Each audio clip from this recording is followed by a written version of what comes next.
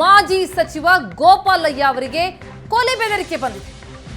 ಮಾಜಿ ಕಾರ್ಪೊರೇಟರ್ ಪದ್ಮರಾಜರಿಂದ ಬಂದಿರುವಂತಹ ಕೊಲೆ ಬೆದರಿಕೆ ಇದೆ.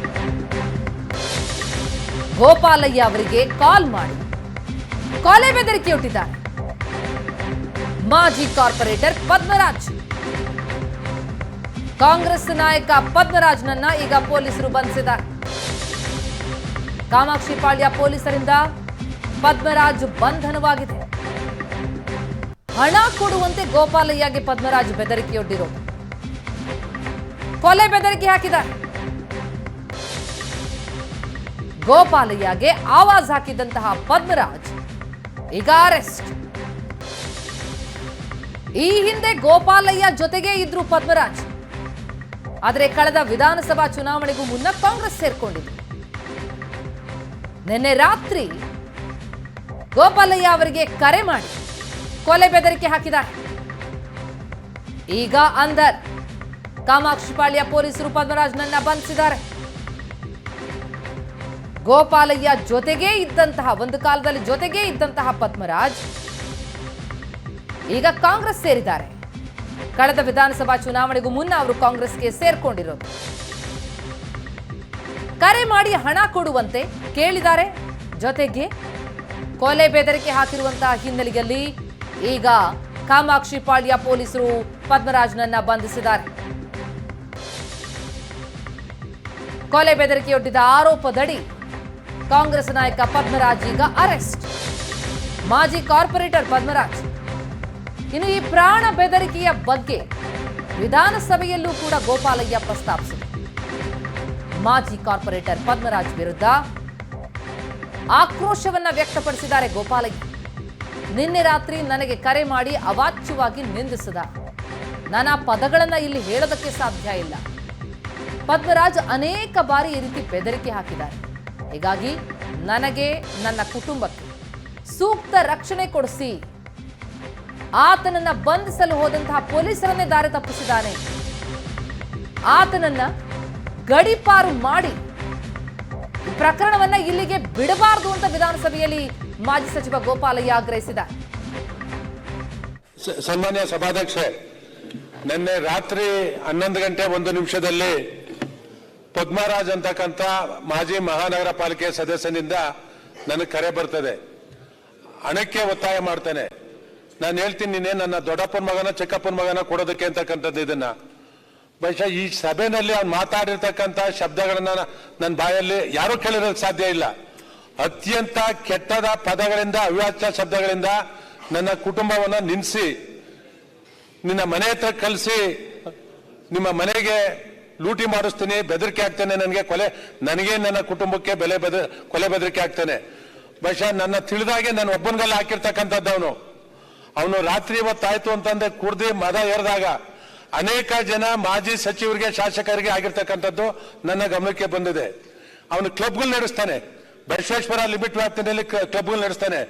ಅಲ್ಲಿ ಬರ್ತಕ್ಕಂಥ ಹಣದಿಂದ ಅವನು ಯಾವ ಮಟ್ಟದಲ್ಲಿದ್ದಾನೆ ಅಂದ್ರೆ ಅವನು ಹೇಳೋದಕ್ಕೆ ಸಾಧ್ಯ ಇಲ್ಲ. ನನ್ನ ಕುಟುಂಬದಿಂದ ಅನೇಕ ಸಹಾಯಗಳನ್ನ ಮಾಡಿದ್ದೇವೆ. ಅವರ ಮೆಡಿಕಲ್ ಸೀಟ್ ಕೊಡ್ತಕ್ಕಂತಿರ್ಬೋದು, ಕೆಲಸ ಕೊಡ್ತಕ್ಕಂತಿರ್ಬೋದು, ನನ್ನಿಂದ ಸಹಾಯವನ್ನ ಪಡೆದಿದ್ದಾನೆ. ರಾತ್ರಿ ಮಾಡಿರ್ತಕ್ಕಂಥ ಅವನ ಪದೇ ಬಲ್ಸಿರ್ತಕ್ಕಂಥದ್ದು, ನನಗೆ ಕೊಲೆ ಬೆದರಿ ಹಾಕಿರ್ತಕ್ಕಂಥದ್ದು ಬೇರೆ ಯಾವ ಶಾಸಕರಿಗೂ ಆಗ್ಬೋದು, ಬರೀ ನನ್ನ ಒಬ್ಬನಿಗೆ ಹಾಕಿಲ್ಲ. ಬಹುಶಃ ಹಿಂದೆ ನನಗೆ ಗೊತ್ತಿದ್ದ ಹಾಗೆ ಇವತ್ತು ನಮ್ಮ ಹಿರಿಯ ಶಾಸಕರಾದ ಸುರೇಶ್ ಕುಮಾರ್ ಅವರಿಗೆ ಶಕ್ತಿ ಇಲ್ಲದ ಕಂಪ್ಲೇಂಟ್ ಕೊಟ್ಟಿಲ್ಲ. ಅನೇಕ ಬಾರಿ ಅವರಿಗಿಂತ ಬೆದರಿಕೆ ಹಾಕಿದ್ದಾನೆ. ಅವನ ಮೇಲೆ ಸೂಕ್ತವಾದ ಕ್ರಮವನ್ನು ವಹಿಸಬೇಕು.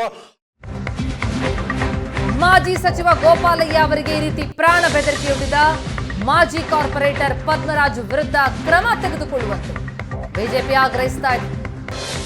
ವಿಧಾನಸಭೆಯಲ್ಲಿ ಈ ವಿಚಾರವನ್ನ ಪ್ರಸ್ತಾಪಿಸಿದ್ರು ಗೋಪಾಲಯ್ಯ ಬೆನ್ನಿಗೆ ನಿಂತಿದ್ದಾರೆ ಈಗ ಬಿಜೆಪಿಯ ಶಾಸಕರು. ವಿಪಕ್ಷ ನಾಯಕ ಆರ್ ಅಶೋಕ್, ಸುನಿಲ್ ಕುಮಾರ್, ಆರಗ ಜ್ಞಾನೇಂದ್ರ, ಸುರೇಶ್ ಕುಮಾರ್, ಪ್ರಭು ಚೌಹಾಣ್ ಕೂಡ ಪ್ರಸ್ತಾಪಿಸಿದ್ರು. ಶಾಸಕರಿಗೆ ಸೂಕ್ತ ರಕ್ಷಣೆ ಇಲ್ಲ ಅಂದ್ರೆ ಹೇಗೆ ಅಂತ ಪ್ರಶ್ನಿಸಿದ್ದಾರೆ.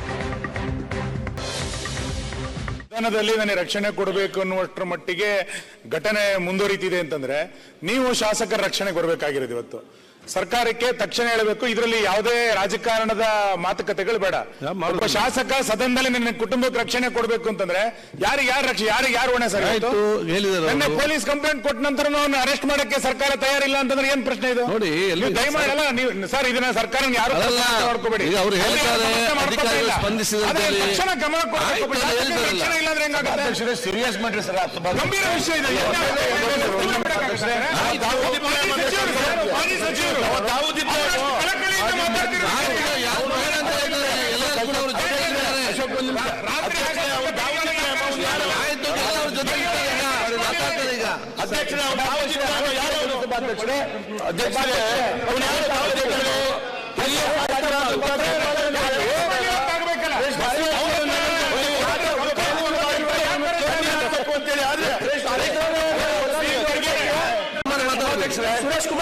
ಸಭಾಧ್ಯಕ್ಷರೇ, ಈ ವ್ಯಕ್ತಿಯ ಹೆಸರು ಏನು ಹೇಳಿದ್ರು, ಅವರ ಈ ನಡವಳಿಕೆಯ ಫಲಾನುಭವಿಗಳು ನಾನು ಮತ್ತೆ ಅಶೋಕ್.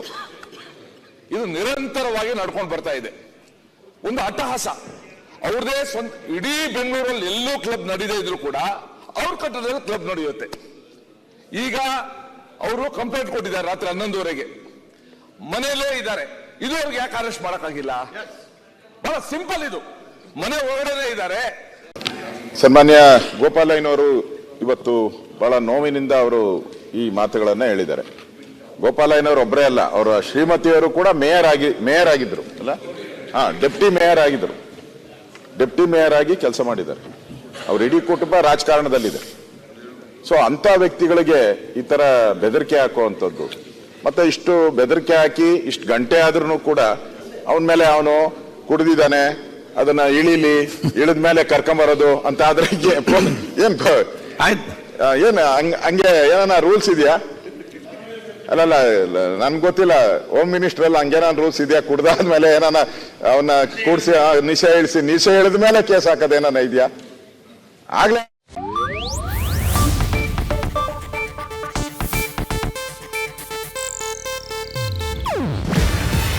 ಇದು ಏಷ್ಯಾನೆಟ್ ನ್ಯೂಸ್ ನೆಟ್ವರ್ಕ್ ಪ್ರಸ್ತುತಿ. ನೀವು ನೋಡ್ತಿದ್ದೀರಾ ಏಷ್ಯಾನೆಟ್ ಸುವರ್ಣ ನ್ಯೂಸ್.